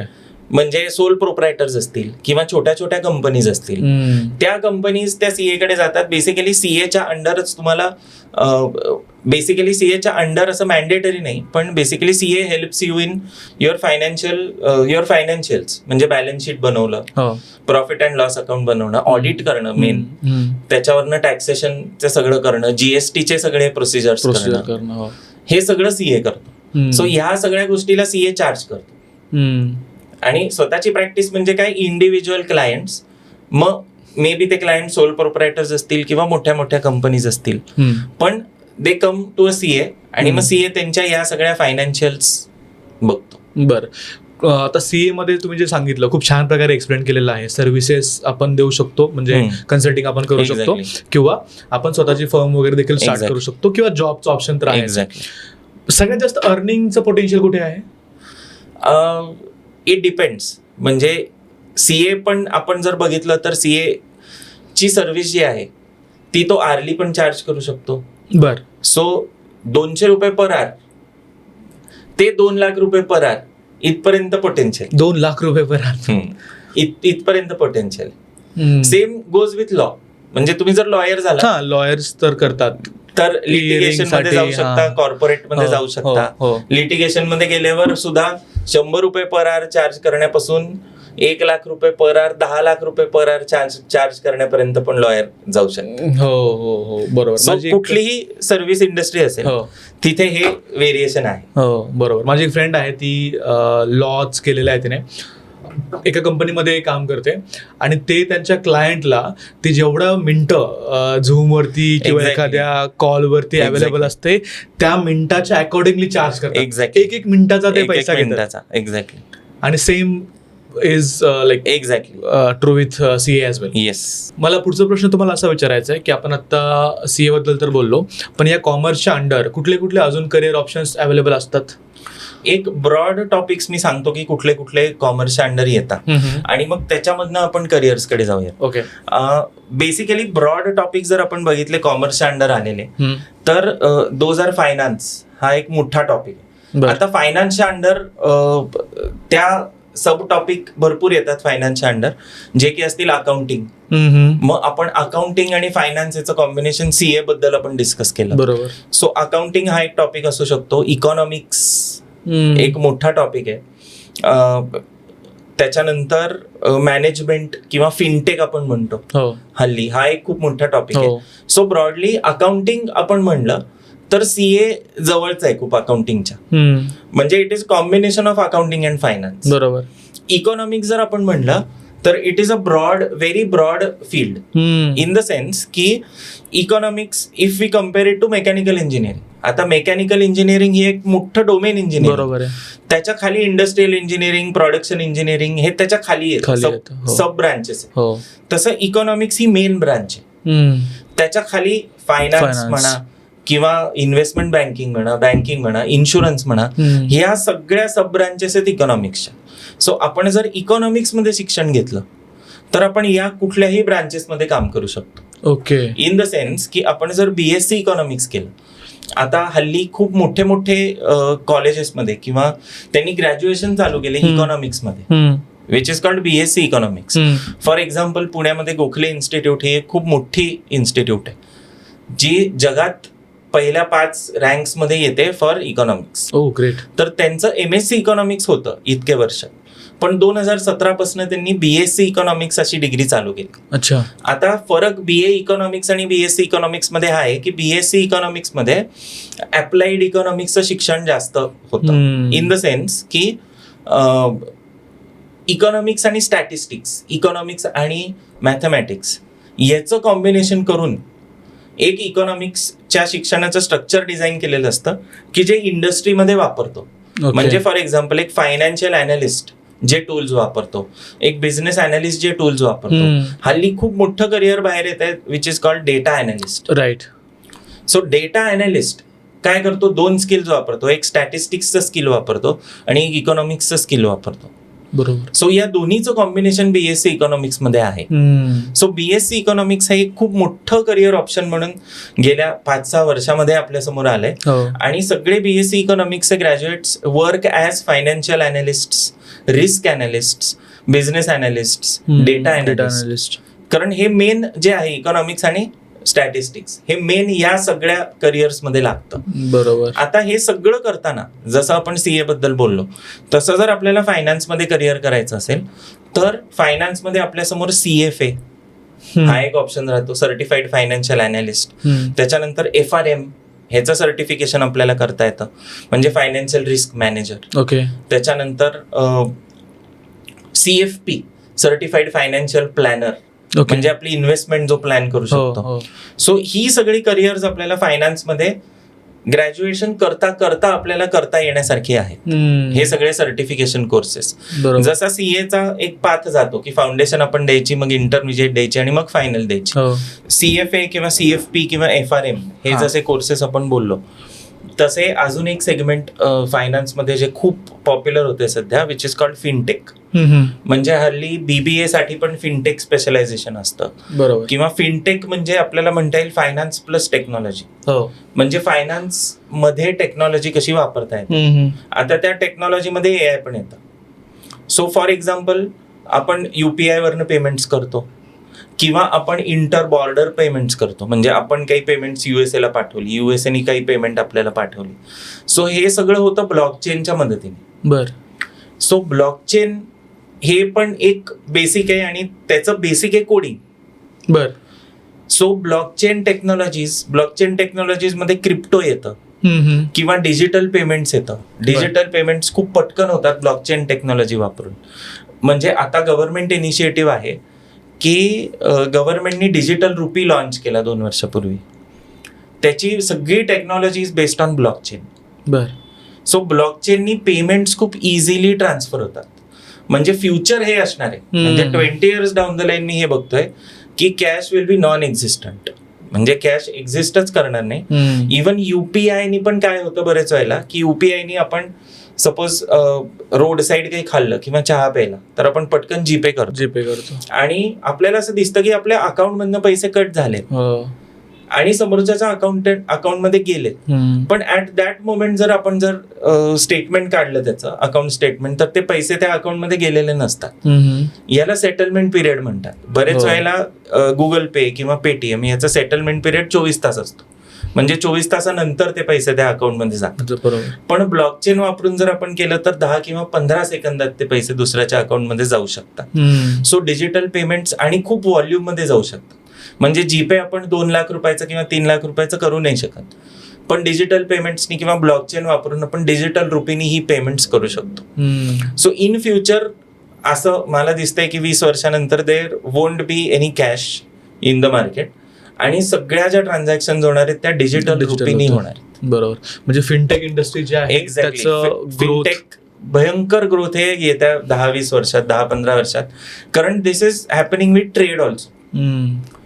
कारण आता जे काही जगामध्ये चाललंय ते सगळं जे ट्रेडमध्ये जे काही सगळ्या गोष्टी इव्हॉल्व्ह होत आहेत, जे डीडॉलरायझेशन म्हणा किंवा ट्रेडच्या करन्सीज वेगळ्या डिफाईन होत आहेत, त्याच्यासाठी आपण डिजिटल रुपी वापरणार, डिजिटल युआन वापरणार. सो फिनटेक ही इंडस्ट्री येत्या 10 वर्षात भयंकर बूम मध्ये जाणार आहे. आणि तुम्ही कुठलंही करिअर असेल, तुमचं फायनान्सचं करिअर असेल, अकाउंटिंगचं असेल, कुठलंही करिअर तुम्ही जर फायनान्स आणि टेक्नॉलॉजीशी रिलेट केलं तर एकतर 3 गोष्टी अचीव्ह होऊ शकतात. एकतर तुमचे हाय पेईंग जॉब्स जे फिनटेक मध्ये अवेलेबल असणार आहे, कारण फायनान्स तुमचं डोमेन नॉलेज प्लस टेक्नॉलॉजी हे तुम्ही कंबाईन करता. करेक्ट. त्याच्यानंतर भयंकर स्कोप तुम्हाला मिळणार आहे, भयंकर ऑपॉर्च्युनिटीज मिळणार आहेत येत्या 10 वर्षात तुम्हाला काम करायला फिनटेक मध्ये.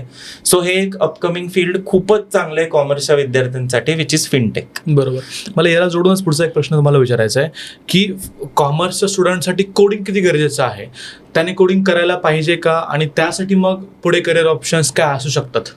आता बऱ्याच जणांचं काय म्हणणं असतं की कॉमर्सला आल्यावर IT इंडस्ट्रीमध्ये काम नाही करतायत किंवा कोडिंग करता येत नाही. तर इट इज अ मिथ. असं नाहीये. जसं मी आता सांगितलं तसं फिनटेक ही इंडस्ट्री खूप डेव्हलप होती आणि जिथे टेक्नॉलॉजी डेव्हलप होणार आहे तिथे कोडिंगचा संबंध येणार. बरोबर.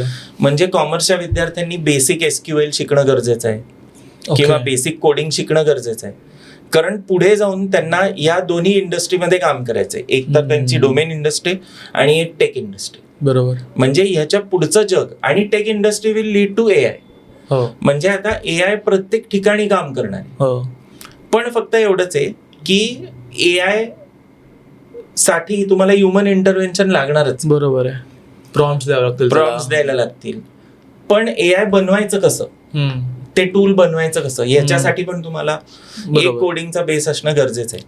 सॅलरीमध्ये डेफिनेटली फरक पडतो. म्हणजे जर तुम्हाला कोडिंग येत असेल आणि प्लस तुमचं कॉमर्सचं डोमेन नॉलेज असेल तर तुमचा स्किल सेट खूप वाढतो आणि तुमच्या अपॉर्च्युनिटीज वाढतात. आता याच्यासाठी बरेच जण काय करतात तर BCA म्हणजे बॅचलर इन कम्प्युटर ऍप्लिकेशन, जसं BBA असतं तसं BCA पण असतं किंवा BBA-CA म्हणतात त्याला हल्ली, म्हणजे BBA इन कम्प्युटर ऍप्लिकेशन. त्याच्यामध्ये तुम्हाला बेसिक कोडिंग स्किल्स शिकवतात आणि ते कोर्सेस कॉमर्सचे विद्यार्थी करूच शकतात. म्हणजे जसं BBA करू शकतात फायनान्समध्ये, तसं BBA इन बिझनेस अनालिटिक्स त्याच्यामध्ये पण तुम्हाला कोडिंगचे बेसिक शिकवतात किंवा BBA इन डेटा अनालिटिक्स त्याच्यामध्ये पण तुम्हाला कोडिंगचे विषय शिकवतात. सो कोडिंग प्लस तुमचं डोमेन नॉलेज आणि एस्पेशली कॉमर्सचं याला येत्या काळात खूप डिमांड येणार आहे. म्हणजेच फायनान्स आणि टेक्नॉलॉजी हे कंबाईन करतोय आपण. Okay, great. आता तुम्ही मागाशी AI बद्दल बोललात, मला हे सांगा की AI चा यूज वाढल्यामुळे कॉमर्स क्षेत्रातल्या मुलांचे जॉब जाऊ शकतात का? पॅरेंट्सला खूप भीती आहे, इव्हन जे कॉर्पोरेट एम्प्लॉईज आहेत त्यांना देखील खूप भीती आहे की माझा जॉब सिक्युअर आहे की नाही. तुम्हाला काय वाटतं? डेफिनेटली. म्हणजे कसं झालं होतं की जेव्हा Y2K मुवमेंट झाली होती, तुम्हाला आठवत असेल तर 2000 साली, तेव्हा लोकांच्या मनात हीच भीती होती की Y2K मध्ये काय झालं की लोकांना वाटलं की सगळे जॉब्स इंटरनेट किंवा कम्प्युटर घेणार आणि लोकांना जॉब्स नाही उरणार, ही भीती होती.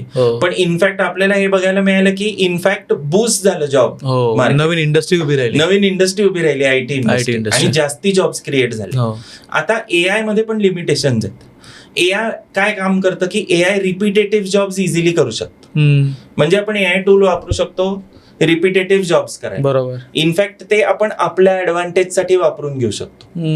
पण जो काय एक डिसिजन आहे, जे काय एक जजमेंट आहे, ते शेवटी ह्युमनलाच घ्यायला लागणार, किंवा ह्युमनलाच हे दिसणार आहे की एआय बरोबर काम करते का नाही, हा पण डिसिजन ह्युमनलाच घ्यायला लागणार आहे. बरोबर. की त्यांनी काम केलंय, एआयनी काम केलंय, पण ते बरोबर आहे का नाहीये हे बघायला पण ह्युमनच लागणार. बरोबर. सो इनफॅक्ट ह्युमनला रिप्लेस नाही करणार एआय, पण जसं 2000 साली झालं की जॉब्स इव्हॉल्व्ह झाले, वेगळ्या पद्धतीचे जॉब्स झाले, तसे वेगळ्या पद्धतीचे जॉब्स येणार आहे त्याच्या पुढे. रिप्लेस पूर्णपणे नाही करणार. म्हणजे जे आपण एक पिक्चर डोक्यामध्ये ठेवलंय की now it is going to be AI versus humans, बरोबर, तर तसं नाहीये. Now in future it is going to be AI users versus non AI users. Okay. तुम्हाला काय वाटतं की पुढे अजून काही न्यू एज करिअर ऑप्शन्स येऊ शकतात कॉमर्स फील्डमध्ये? कॉमर्स फील्डमध्ये स्पेसिफिकली आपण बघितलं तर मगाची जसं आपण बघितलं की हॉटेल इंडस्ट्रीमध्ये बरेच जॉब्स आहेत, तसं न्यू एज करिअर्स म्हणजे अगदी आत्ता जेन झी किंवा आत्ताच्या मुलांबरोबर बोलल्यावर बऱ्याच जणांना युट्यूबर व्हायचं असतं किंवा इंस्टाग्रामर व्हायचं असतं. काही तर कॉलेजेसमध्ये डिग्री आहे फोटोग्राफीमध्ये किंवा डिजिटल मार्केटिंगमध्ये. सो डिजिटल मार्केटर्स हा एक खूप मोठा सध्या एक जॉब आहे. आता कॉमर्सशी त्याचा काय संबंध लावायचा, कारण मी जसं मगाशी म्हणलं तसं सायन्सला करिक्युलरच इतकं व्हास्ट आहे की त्यांना क्लासेस आणि अभ्यासामध्ये ह्या सगळ्या गोष्टी करायला वेळ नाही मिळत, किंवा त्यांचे पॅशन फॉलो करायला थोडेसे हिंड्रन्सेस येतात. पण कॉमर्समध्ये तसं नाहीये. म्हणजे कॉमर्समध्ये करिक्युलम कम्पॅरेटिव्हली मॅनेजेबल आहे, ज्याच्यामुळे तुम्हाला थोडासा वेळ बाजूला काढता येतो तुमच्या पॅशनसाठी, किंवा तुम्हाला म्युझिकमध्ये काही करायचंय, किंवा तुम्हाला फॉरेन लँग्वेज शिकून पुढे काही करायचंय, किंवा तुम्हाला डान्समध्ये काही करायचंय, किंवा तुम्हाला युट्यूबर म्हणून काम करायचंय, फोटोग्राफर म्हणून काम करायचंय, डिजिटल मार्केटर म्हणून काम करायचंय.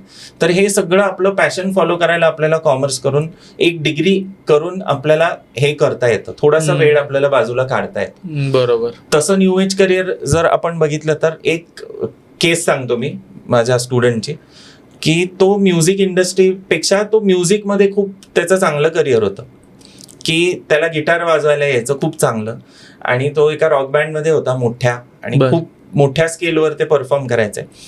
पण कॉर्पोरेट क्षेत्रात, आता तो एका कॉर्पोरेट क्षेत्र आहे, आता मोठ्या कंपनीत आहे, music company in the sense की आपण स्पॉटीफाय म्हणू किंवा गाना.com म्हणू, सावन, जिओ सावन. सो ह्या सगळ्या ज्या प्लॅटफॉर्म्स आहेत याचा बेस सगळा आयटीच आहे, कारण त्या स्केलवर ते काम करतात. पण त्यांना वेगळ्या स्केलची पण लोक लागतात, इन द सेन्स की एक म्युझिक जाणणारा माणूस लागतो त्यांना, की नवीन जी म्युझिक येतं ते कुठल्या कॅटेगरीमध्ये फिट करायचं. म्हणजे ते ब्लूज आहे का, ते रॉक आहे का, ते हिंदुस्थानी क्लासिकल आहे का, ते बॉलिवूड आहे का, ते हिपहॉप आहे का, ते लोफाय आहे. बऱ्याच कॅटेगरीज आहेत, खूप कॅटेगरी, हजारो कॅटेगरीज आहेत म्युझिकच्या. पण ते प्लेस करायला पण एक ह्युमन इंटरव्हेन्शन लागतं. So he use to listen to a lot of songs, आणि त्याला बरेच जॉनर्स माहिती होते, आणि तो बरोबर कॅटेगराईज करायचा. आता त्याचं काम त्या कंपनीमध्ये एवढंच आहे की नवीन रजिस्ट्रेशन झालं म्युझिकचं त्या कंपनीमध्ये, नवीन गाणं आलं की तो अल्बम किंवा ते गाणं तो कॅटेगराईज करतो. अच्छा, एवढंच काम आहे. आणि त्याचे त्याला 20 LPA मिळतात, 20 लाख. कारण ते इतकं स्किल बेस्ड काम आहे की खूप कमी लोक आहेत जे परफेक्ट कॅटेगराईज करू शकतात म्युझिकला. बरोबर. आणि हे एआय कधी रिप्लेस नाही करू शकणार. नाही, आणि जरी रिप्लेस केलं तरी त्याच्यावरती एक ह्युमन लागणार आहे बघायला की त्यांनी बरोबर काम केलं, सुपरवाइज करायला कोणीतरी लागणार आहे. एक्झॅक्ट. ओके. मला थोडंसं तुमच्या प्रवासाबद्दल समजून घ्यायचंय. आतापर्यंत तुमची जर्नी कशी राहिलेली आहे, तुम्ही कॉमर्सकडे कसे काय वळालात? ऍक्च्युली माझ्या घरी मोठं ट्रॅडिशन आहे. माझी आई अमृता मॅडम नावाने ओळखतात त्यांना सगळे. त्या कॉमर्स मधल्या खूप मोस्ट पॉप्युलर म्हणेन मी पुण्यातल्या शिक्षिका आहेत. गेले 40 वर्ष त्या शिकवत आहेत. अराउंड 20,000 अँड मोर मुलांना त्यांनी आतापर्यंत कॉमर्समध्ये मेंटॉर केलंय आणि गाईड केलंय. सो माझ्या घरीच इतकं मोठं सगळं होतं आणि मी बघत आलोय लहानपणापासून. सो मला इन्स्पिरेशन किंवा मोटिवेशन शोधायला बाहेर नाही जायला लागलं कुठे, माझ्या घरीच होतं मोटिवेशन. त्याच्यामुळे मग मी कॉमर्समध्ये करिअर केलं. मी US ला गेलो GMAT नावाची परीक्षा देऊन माझ्या ग्रॅज्युएशन नंतर. तिथे मी स्टॅटिस्टिक्स आणि अकाउंटिंग मध्ये माझं मास्टर्स कम्प्लीट केलं. मास्टर्स US मध्ये केलं. मग तिथे कॉग्निझंट, IBM अशा कंपनीजमध्ये मी काम करून पुण्याला आलो, कारण मला इंडियाला यायचं होतं परत. किती वर्ष काम केलं तुम्ही तिथे?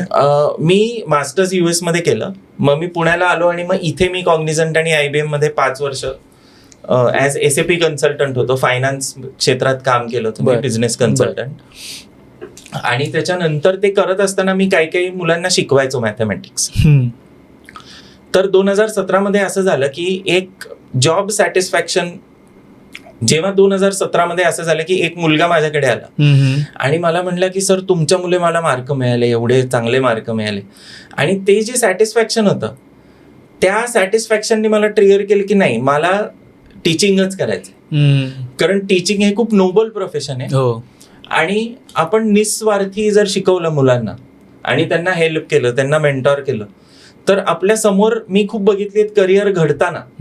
आणि जेव्हा ती मुलं मला भेटतात इन फ्युचर आणि सांगतात की तुमच्यामुळे माझं करिअर झालं किंवा तुमच्यामुळे मी या पोझिशनला एका कंपनीमध्ये आणि तुम्ही शिकवलं म्हणून मी इथपर्यंत पोहोचलो. सो या सगळ्या ज्या गोष्टी आहेत त्या खूप जास्ती सॅटिस्फॅक्शन देऊन जातात, ज्या बाकी कुठल्याच गोष्टीमध्ये मिळू शकत नाही. त्याच्यामुळे एक मला टीचिंग मध्ये यायचं मागचं हे सगळ्यात मोठं मोटिवेशन होतं. बरोबर. आणि घरचा एवढा मोठा वारसा तुम्हाला होता. तुम्हाला असं नाही वाटलं की कॉर्पोरेटमध्ये सॅलरी जास्त आहे, तिकडे जॉब सिक्युरिटी आहे, भरपूर साऱ्या गोष्टी, तिकडे अपॉर्च्युनिटी वेगळ्या आहेत, करिअर इकडचं करिअर हे सगळं वेगळं आहे? करेक्ट.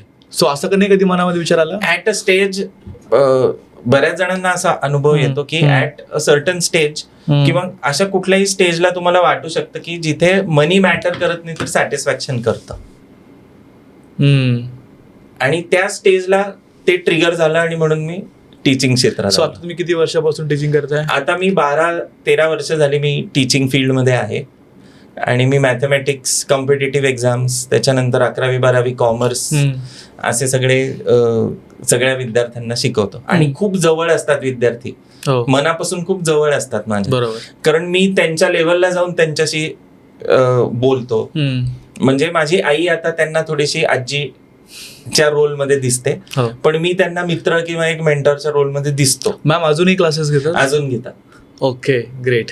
मला एक असं विचारायचं होतं तुम्हाला की तुम्ही US मध्ये मास्टर्स केलेलं आहे. असेही काही विद्यार्थी असतील की ज्यांना आउट ऑफ जाऊन शिक्षण सपोज इथे घेतलंय, बट त्यांना करिअर ऑपॉर्च्युनिटीज बाहेर हव्यात, तर दुसऱ्या देशामध्ये जर एखाद्याला जॉब हवा असेल तर कॉमर्समधून काय ऑप्शन्स अवेलेबल आहेत, ते कसं करता येतं? आता बेसिकली तुम्हाला MS करायला, म्हणजे आता बरेच वेळेला आपल्याला असं दिसतं की सायन्स करून, इंजिनिअरिंग करून GRE नावाची परीक्षा देतात आणि US मध्ये जातात किंवा ऑस्ट्रेलियामध्ये जातात, UK मध्ये जातात MS करायला. तसं कॉमर्स करून, म्हणजे तुम्ही इथे ग्रॅज्युएशन करून कॉमर्स करून पण MS करायला जाऊ शकतो, जसं मी केलं होतं. की GMAT नावाची परीक्षा असते. US मध्ये जर जायचं असेल तर कुठल्याही मॅनेजमेंट साईडला किंवा कॉमर्स साईडला शिक्षण घ्यायचं असेल तर आपल्याला GMAT नावाची परीक्षा द्यायला लागते. ती परीक्षा देऊन तुम्ही US मध्ये युनिव्हर्सिटीजला अप्लाय करू शकता. आता MS करायला तुम्ही US मध्ये बऱ्याच कोर्सेससाठी जाऊ शकता, जसं की MS स्टॅटिस्टिक्स असेल, MS अकाउंटिंग असेल किंवा MBA असेल फायनान्समध्ये किंवा HR मध्ये किंवा कुठल्याही फील्डमध्ये. सो या सगळ्याला GMAT नावाची परीक्षा असते जी तुम्हाला देता येते. याच्या व्यतिरिक्त IELTS नावाची परीक्षा असते, जी परीक्षा देऊन तुम्ही UK, ऑस्ट्रेलिया अशा ठिकाणी जाऊन तुम्ही काम करू शकता. नॉर्मली असं होतं की डायरेक्ट फॉरेनमध्ये अप्लाय करणं खूप अवघड आहे इथून फॉर जॉब्स. नॉर्मली असं होतं की इथे एका MNC मध्ये काम करायचं आणि तिकडचं प्रोजेक्ट घेऊन ऑन साईट जायचं. ही एक कन्सेप्ट खूप पॉप्युलर आहे. म्हणजे फॉर एक्झाम्पल इथे IBMचं ऑफिस आहे पुण्यामध्ये, 3 ठिकाणी. तर तिथे कुठल्या तरी प्रोजेक्टवर जे प्रोजेक्ट बाहेरचं आहे, म्हणजे आता आमच्या टीम मध्ये बरेच होते की जे प्रोजेक्ट जर्मनीचं होतं, त्यांचं ऑफिस होतं पुण्यात, पण ते ऑन साईट गेले जर्मनीला त्या प्रोजेक्टसाठी. ओके. सो तसे तुम्ही जाऊ शकता. म्हणजे एका MNC मध्ये काम करायचं आणि MNC थ्रू तुम्ही ऑन साईट तुम्ही बाहेर काम करायला जाऊ शकता. आणि शिक्षण करायला भरपूर ऑपॉर्च्युनिटीज आहेत आउट ऑफ इंडिया. मला पुढचा एक प्रश्न तुम्हाला विचारायचा आहे की कॉमर्समध्ये एक चांगला जॉब मिळवण्यासाठी कॉमर्स स्टुडंट्समध्ये कुठले 3-4 स्किल्स आहेत की ज्याने ते आत्मसात केलेच पाहिजेत? कॉमर्स स्टुडंटसाठी 3 महत्वाचे स्किल्स आहेत. चांगला जॉब मिळवण्यासाठी पेक्षा सगळ्यांनीच ते आत्मसात केले पाहिजेत. त्यातलं पहिलं स्किल आहे फायनान्शियल इंटेलिजन्सचं स्किल. त्याच्यामध्ये तुम्हाला फायनान्स समजला पाहिजे. बरोबर. आता फायनान्स समजणं म्हणजे काय, तर तुम्हाला फायनान्शियल मार्केट समजले पाहिजेत, किंवा फायनान्शियल पॉलिसीज समजल्या पाहिजेत, किंवा फायनान्शियल्स समजले पाहिजेत, फायनान्शियल स्टेटमेंट समजले पाहिजेत. इन द सेन्स की तुम्ही काय करायचं, कुठल्याही कंपनीचा फायनान्शियल स्टेटमेंट बघायचं, balance sheet, profit and loss, आणि ते अनालाइज करायचा प्रयत्न करायचा. ओके. आता तुमच्या मदतीला गुगल आहे, AI आहे, याला तुम्ही प्रश्न विचारू शकता की how do I read a balance sheet, किंवा how do I read a profit and loss statement, how do I analyse the profit and loss statement or balance sheet. ते तुम्हाला उत्तरं देईल. त्याप्रमाणे तुम्ही अनालाइज करायला शिकायचं फायनान्शियल स्टेटमेंट्स. इन्व्हेस्टमेंटसाठी याचा खूप उपयोग होतो, किंवा तुम्हाला उद्या इन्व्हेस्टमेंट्स करायचं आहे, हाऊ यू ग्रो युअर मनी, बरोबर, depends on your financial intelligence. म्हणजे आतापर्यंत आपण इमोशनल कोशंट बघितला, इंटेलिजन्स कोशंट बघितला, तसा आत्ता काळाची गरज आहे की आपला फायनान्शियल कोशंटवर काम केलं पाहिजे, म्हणजे फायनान्शियल इंटेलिजन्स वाढलं पाहिजे. हे बेसिक स्किल आहे. दुसरं जे स्किल जे मगाशी आपण डिस्कस करत होतो की फिनटेक मध्ये खूप ऑपॉर्च्युनिटीज येणार आहेत. आता फिनटेक मधला टेक पार्ट जो आहे तो पार्ट आहे बऱ्यापैकी कोडिंगचा पार्ट, किंवा आपण म्हणू शकतो तो पार्ट आहे डेटा अनालिटिक्स किंवा बिझनेस अनालिटिक्सचा पार्ट. म्हणजे अनालिसिस टेक वापरून अनालिसिस. त्याच्यासाठी बेसिक स्किल्स तुम्हाला कुठले आले पाहिजेत, तर बेसिक SQL आलं पाहिजे, किंवा ऍडव्हान्स एक्सेल आलं पाहिजे, किंवा पॉवर BI सारखे टूल्स आले पाहिजेत. सो हे टूल्सचे सर्टिफिकेशन्स बाहेर अवेलेबल आहेत. सो तुम्ही हे सर्टिफिकेशन्स करू शकता. ऍडव्हान्स एक्सेलचं सर्टिफिकेशन करू शकता, पॉवर BI सारख्या टूल्सचं सर्टिफिकेशन करू शकता. यांनी तुमचं डेटा अनालिटिक्स आणि बिझनेस अनालिटिक्सचे स्किल्स खूप वाढतील. आणि जे तुम्हाला हाय पेइंग जॉब्स मध्ये you land up in a high paying job, तुमच्याकडे हे स्किल्स असतील तर. बरोबर. तिसरं महत्वाचं स्किल आहे जे आपण खूप चर्चेत आहे आता, दॅट इज AI. सो आपण असं म्हणू शकतो त्याला की third skill is digital plus AI leverage.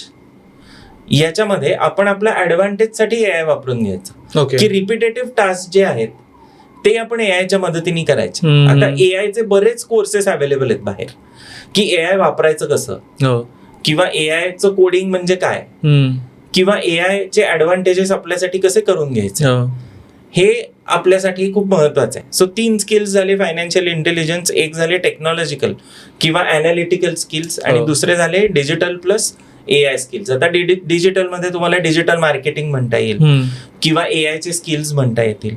हे सगळे तुम्ही अकोमोडेट करू शकता तुमच्या ओव्हरऑल लर्निंग मध्ये.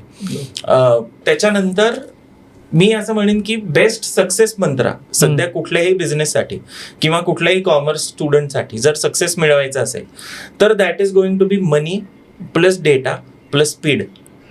मनी तुम्हाला मिळणारे फायनान्शियल इंटेलिजन्स, त्याच्यानंतर डेटा तुम्हाला मिळणारे डेटा अनालिटिकल स्किल्सनी, ज्याच्यात तुम्ही डेटाचा अनालिसिस शिकणार, आणि स्पीड तुम्हाला मिळणारे AI. So money plus data plus speed is going to be success in next 5 years. खूप छान मंत्र तुम्ही दिलेला आहे. एक शेवटचा प्रश्न मला तुम्हाला विचारायचा आहे की जे काही पॅरेंट्स आहेत जे कन्फ्यूज आहेत त्यांच्या मुलांना सायन्समध्ये टाकू की कॉमर्समध्ये टाकू किंवा आर्ट्समध्ये टाकू, अशा पॅरेंट्सला तुम्ही काय एक सल्ला द्याल? जसं मी पहिल्यांदा सांगितलं तसं मोस्टली पेरेंट्सना सायन्स नको म्हणून ते कॉमर्स किंवा आर्ट्स कडे जातात.